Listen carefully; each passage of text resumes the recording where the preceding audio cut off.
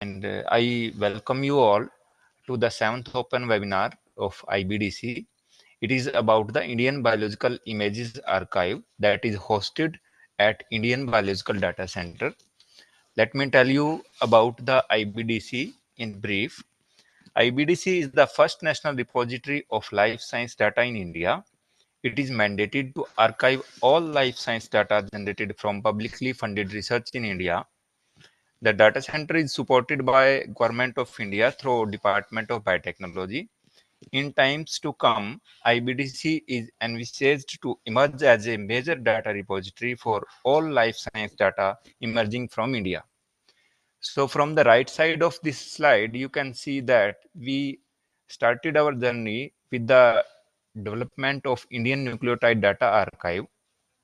It was our first portal that was developed and launched for the public use. There you can submit the nucleotide data. Then its controlled version was released. After that, Indian crop phenome database, Indian structural data archive, and Indian metabolome data archive, Indian protein data bank, and lastly, Indian biological images archive. These are launched and they are publicly available. You can access these from the URLs given here, or you can directly search through the Google. They are readily available to collect the data from the users. So if we talk about the agenda, we will start with the importance of biological images in life science research. Then I will tell you about the benefits of biological data sharing, fair principles for scholarly data and research software, introduction to the Indian Biological Images Archive, biological images data submission workflow and metadata update, then images data integration and validation, and our future directions.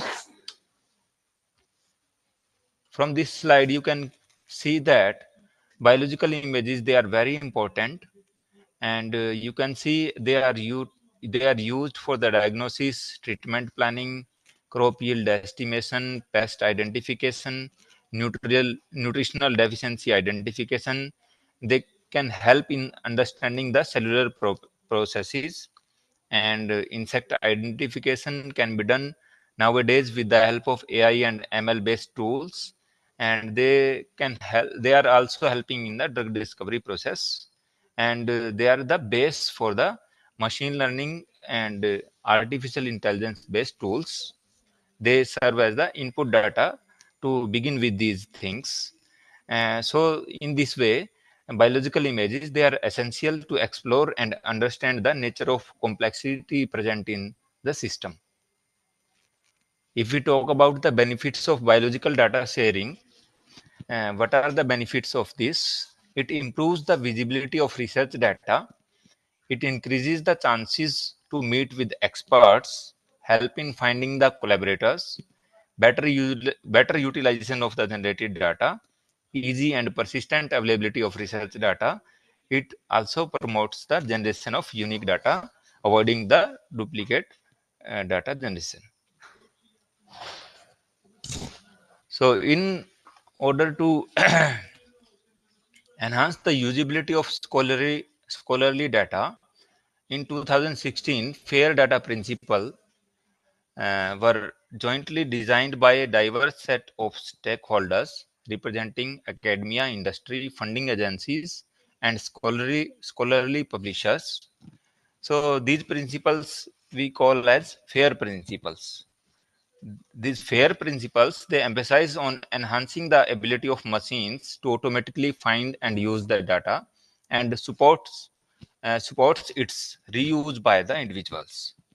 FAIR principles must be implemented by the research software developers to make the data findable, accessible, interoperable, and reusable. In 2022, FAIR for Research Software Working Group released community endorsed FAIR principles for research software. These were jointly convened by the Research Software Alliance, Future of Research Communications, and e-Scholarship, that is FORCE 11, and the Research Data Alliance. So what are these FAIR principles for scholarly data? For a data to be uh, accessible according to FAIR principles. It should be findable. It should have assigned some unique and persistent ID. It should be equipped with the rich metadata, and metadata should be properly linked, and the data should be indexed, and it should be searchable. If we talk about the accessibility, the data should be retrievable through a unique ID. It can be openly available, freely available, and universally available. And wherever required, it should be equipped with a authentication based system, and its metadata should always be available. In case of interoperability, the knowledge should be represented very well so that everybody can understand it, and it should have been using the controlled vocabularies so that everybody can cross talk, and it should be having references or cross linking with the other similar kind of data, and it should be reusable. It should be richly described, and a data usage license should be available with the data, and a detailed provenance should also be provided, and it should match with the community standards. Similarly, FAIR principles for research software, uh, they demands for the easy findability of the data and the software by the humans and machines.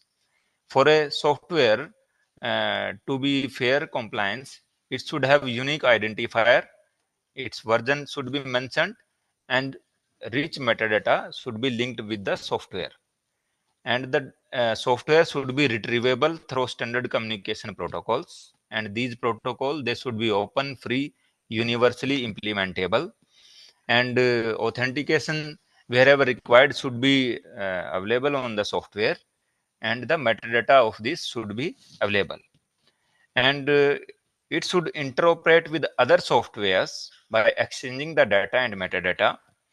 It should read, write, and exchange data according to the community standards, and it should provide reference to the other similar objects. And in case of reusability of this research software, both it should be usable and reusable, and a accessible license should be provided with the software, and detailed provenance should be there. It should qualified reference, it should have qualified reference to the other software, and obviously it should meet the community relevant standards. So let us start with the Indian Biological Images Archive now. It is an online repository to catalog and share the biological images data generated at biological research institutes and hospitals. You can see from this figure number 1, it can accept data from the multiple sources. It can accept the animal husbandry data, agricultural data, clinical data, and then various different types of data. It can be stored on the Indian Biological Images Archive, that is IBIA. At present, it contains 6 projects, 6 studies, and then corresponding to those, it contains more than 61,000 images till date, and it is continuously growing. If this slide shows the metadata collection approach and its management approach used by the IBIA.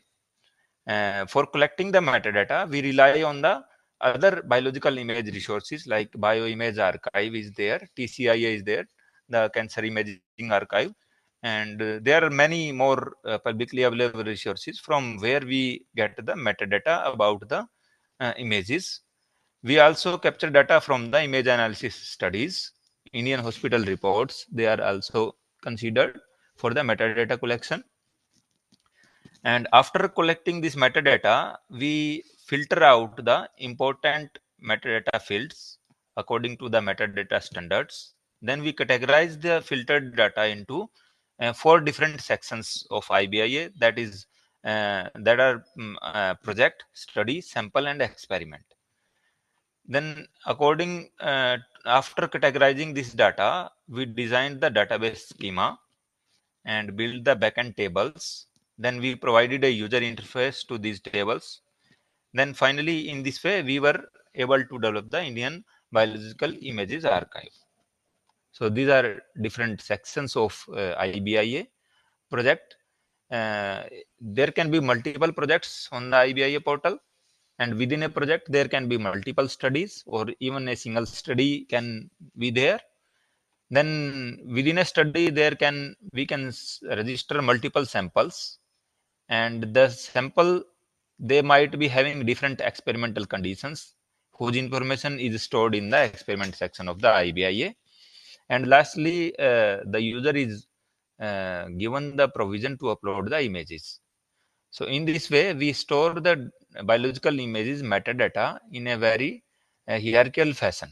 And all these sections, they are interlinked with each other with the help of the unique IDs, like 10-digit project ID is there. We can say project accession also.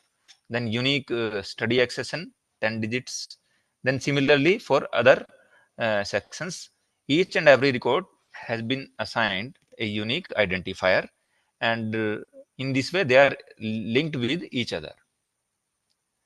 If we talk about the type of biological images acceptable by IBIA, in general, IBIA accepts all types of biological images, data and metadata. Image sources can be animals, plants, microorganisms, etc. And at present, we have provided metadata for 8 different imaging modalities.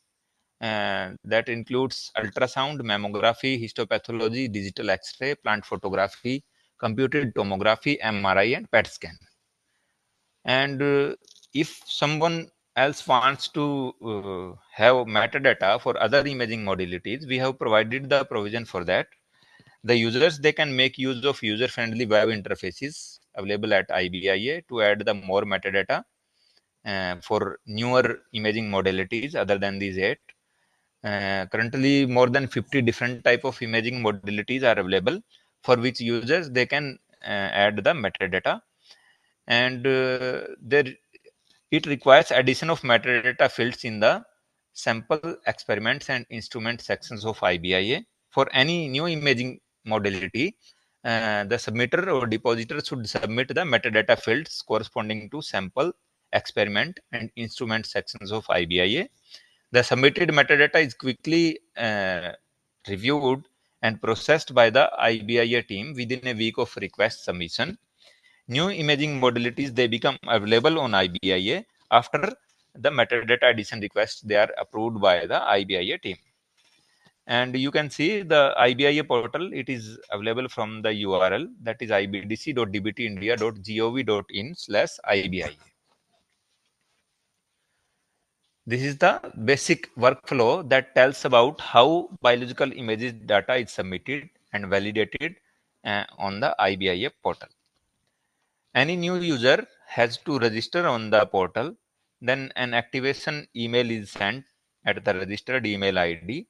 After activating the account, the user can log in and they have to submit the data in the 5 different sections that are depicted by the A data submission.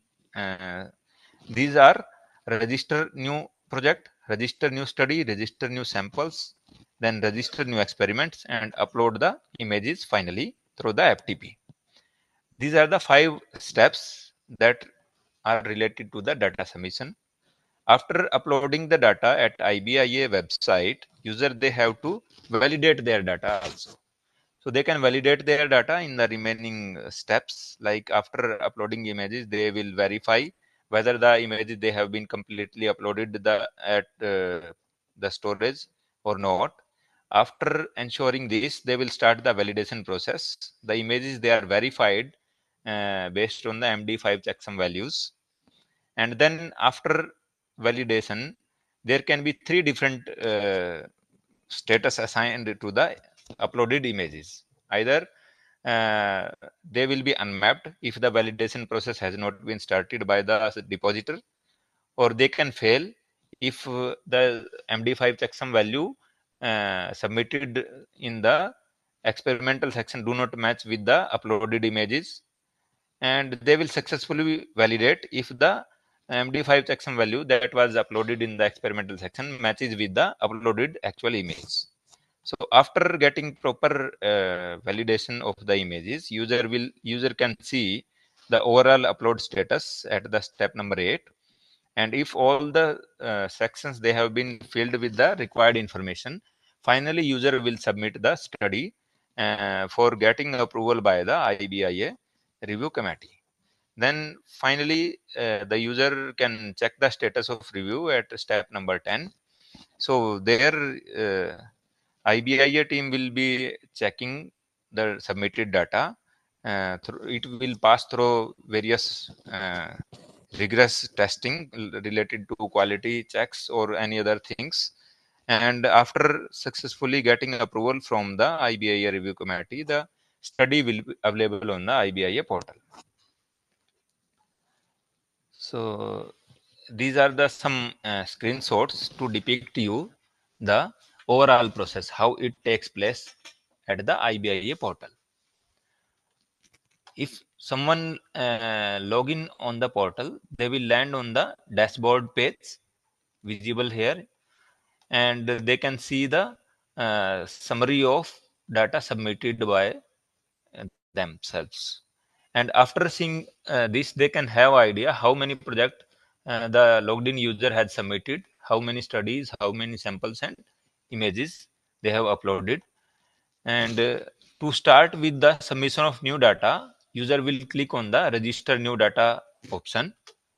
There, these options will be available to the user that I have previously mentioned in the overall submission workflow. User has to register a project, and the details in the project can be project title, its representative image that will be depicting what the project is all about, then its brief description. Then if the data is published, publication URL can be pasted here, or PubMed central ID can be pasted here. Then funding agency name, grant number, and wherever applicable, ethical statement information is also uh, can be uploaded at this section. Then any other information, acknowledgements, list of authors or collaborators of that project can be submitted from this section, and more authors they can be added using the add author option. Whenever a new project is registered, a project unique project accession number will be assigned, and that user has to select in the register new study option. From here, user will select the project accession in which he or she want to register the study. Study title is written here, number of participants in the study, and imaging type like histopathology, radiology, or MRI, CT scan. What kind of study is it? It is available in the drop down window here. And if it is not available in this list, the user has to submit the metadata corresponding to sample experiment and instrument. Then user has to select imaging subtype, like what type of imaging, what was the purpose behind this imaging, like interventional or diagnostic, or what kind of study it is, imaging study. Then summary of this study, then keyword separated by semicolon, and user has to specify which type of license is associated with the study, whether it is open access study or managed access study. User two types of license choice is there. In case of open access study, whenever a release date is achieved, the data will become publicly available. In case of managed access, the submitter can keep the data secure up to maximum of 1 year. After that, it will come into the public according to the IBDC policies that are mentioned in the feed protocol framework for data exchange. Then these are the forms that are available to add the experimental and instrument information if not available for any imaging type. Then after submitting all these detail, user will register the samples. In this, for doing this, user has to select the study accession that was generated in the previous step. User will select from the drop down, and user has to fill some basic information here, like a scientific name of the organism from which the sample was taken. Then taxonomic ID will automatically be filled. Biological entity, uh, in simple word, you can say which organ, the organ from which sample was taken. Then laterality in case of paired organs, like if kidney samples they were taken from the left or right kidney or both. These kind of options are available in the select laterality option. Then if it is was a tissue level study, tissue name can be mentioned here. Similarly, if it was cell level study or organelle level, they can be mentioned here, and number of images uh, of that type of samples can be mentioned here. Accordingly, some Excel template will be generated. Then after, you can see, after selecting the study accession, here the list of metadata fields, it will automatically come corresponding to that type of study. Like in this case, mammography related metadata fields, they are written here, right? If you do not find your the choice of your the fields of your choice, you can add more from this add more option, right? It will take you to the addition form where you can add the multiple metadata field names and submit for the approval by the IBIA team. And after doing all these things, you have to generate the Excel template button here, and an Excel sheet template will be downloaded. Option will be available at the bottom to download the Excel sheet template that you will fill with the appropriate information, and you have to submit at this option. You will upload data through Excel template to save the sample data in the IBIA portal. Example templates you can see from these blue colored options. You will click, there will be example templates. In this way, register their sample types. Once you register, you fill some information, a unique sample type ID will be assigned for a combination of this organism name, then this biological entity, laterality, tissue, cell line. These will collectively create a sample type. A unique ID will be assigned to these. Next time, whenever user submit this type of data to add more images, user has to select the sample type ID, and they have to mention how many images are there that needs to be submitted. Uh, you have to fill that information only. These will automatically come. So in this way, after filling all the required details, user will upload and save the sample data in the IBIA portal. These are the sample Excel template to show you. This is the empty template that was generated according to the user selection, and these are the field template filled by the depositor. It will be containing the sample identifier, that is the image file name. In simple word, it is the image file name. You have to fill the image file name there and the corresponding information in the associated fields. After filling these detail, the sample detail will be stored on the IBIA. Then you have to make use of the submitted sample IDs. You can download, after submitting this field template, some sample IDs will be assigned by the IBIA portal automatically. You can download those sample IDs from the link given here. You have to add those sample IDs here, and you will select the study. Then see here, you have to fill the experimental design summary details. Then the rules used to annotate the images you will mention here. If any standard rules or whatever approach you used to assign the labels to the images, you will mention here in this particular box.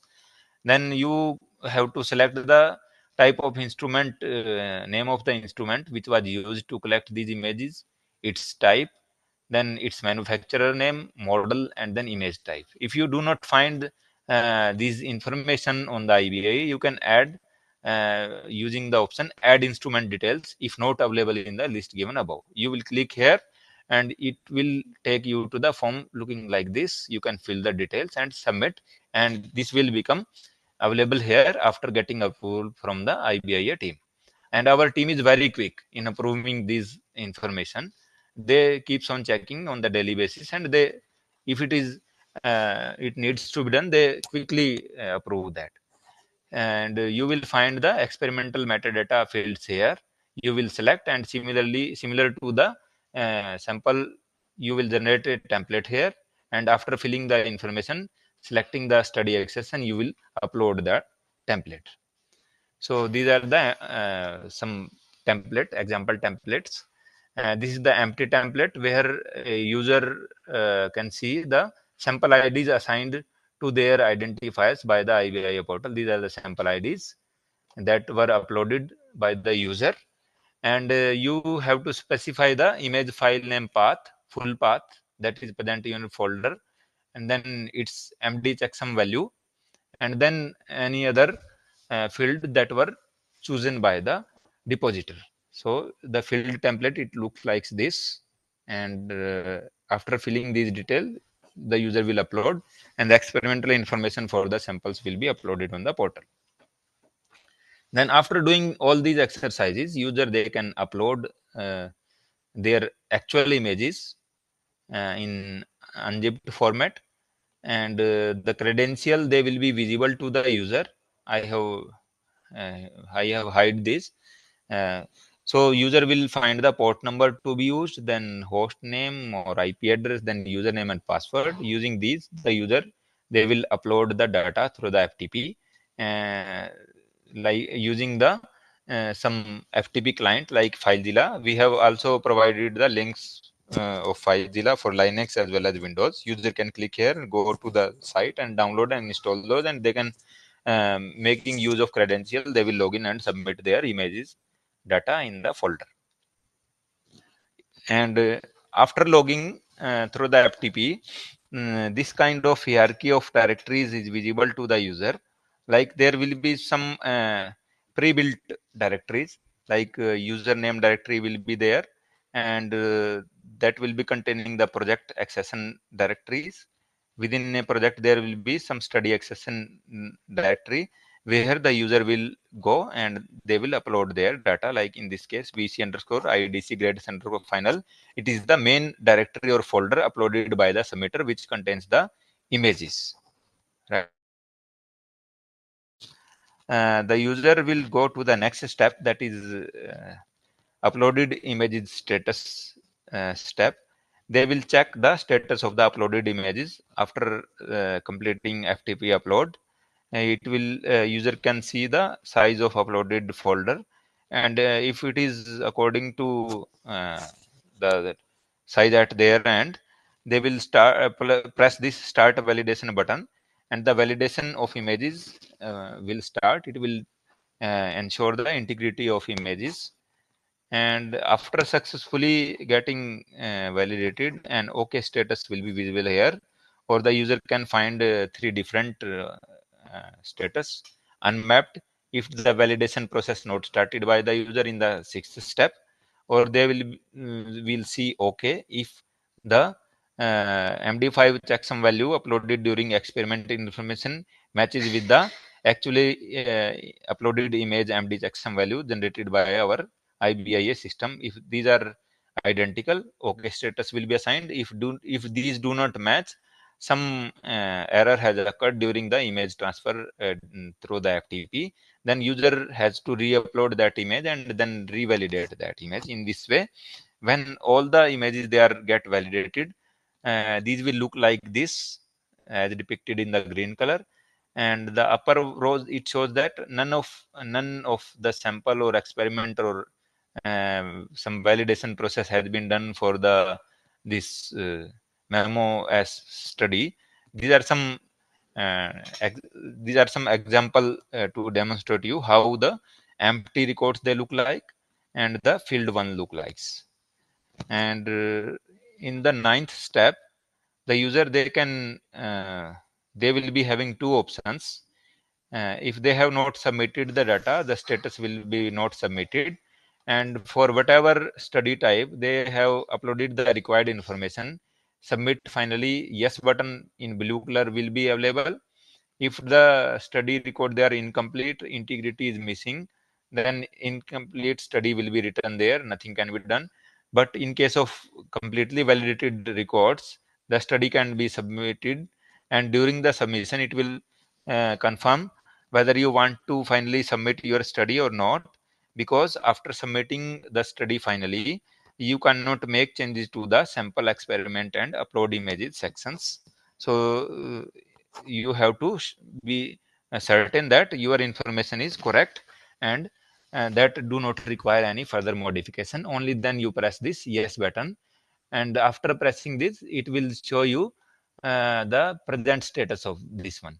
This may be rejected or not finally submitted if you have not submitted, or it will be having an approval status tag associated with it if get approved by the IBIA. So this is the complete process of metadata upload and the data upload at the IBIA portal. So in this way, finally, when your study get approved by the IBIA team, it will be available in the study browse section, or you can say simply in the browse. And you can see at present the IBIA, it contains 6 studies, and these are of various kind of studies having different type of image data, like Indian major basmati paddy seed variety images data set is available. An opportunistic screening mammography data set from AIMS New Delhi, it is exclusively available on the IBIA portal. You can make use of this. Then Indian fruit data set is also available, where fruits they have been uh, graded according to their quality, whether good, bad, or mixed quality of fruits. Indian spices, 19 different types of Indian spices images are also available at IBIA. And then a data set of data set of banana, plant, stem, fruit, and leaf disease. This is also available. And very recently, high resolution AI image data set for diagnosing oral submucous fibrosis and squamous cell carcinoma. It is also available from the IBIA website. And more data sets, they are in progress. Continuously submitted, they are submitting the data, and the users, they can download these freely available. All these data set till now, they are having open access license type. These are the different release date on which these were released at IBIA portal, and the submitted organizations details are also given here. You can find brief detail about these from the project description and study description.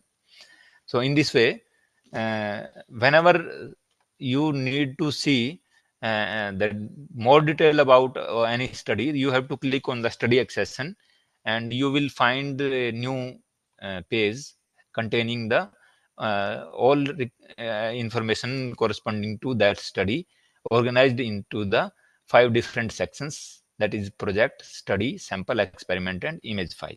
So whatever type of data a depositor is having, that will be captured in these 5 sections only.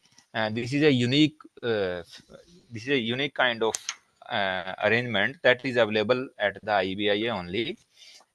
So in this way, you can store very diverse type of image data within a single portal. So these are our future directions. We are putting efforts to collect maximum biological images data. We are implementing biological images data visualization tools to visualize the complex type of biological images, like high resolution images, like histopathology images are there. They are very big in size. So specific tools are required to visualize those. So we are trying to integrate open source tools to the visualization of these different types of images, and we are working to develop user-friendly browse and search interfaces.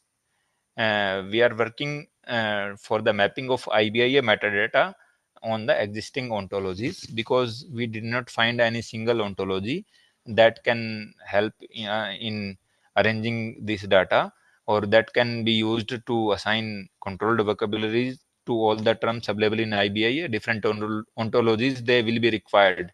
Uh, then implementation of image analysis tools, it is also in progress. This is our team, myself, Dr. Arun Sharma. we are having Dr. Atul Tyagi as database manager in our team. He helps in organizing this data, and we what we do, we collect the publicly available images that are available. We send request to their authors, corresponding authors. After getting consent, we upload these on our IBIA portal so that these become available to wider research community. We have Miss Mayuri Jain as a software developer in our team.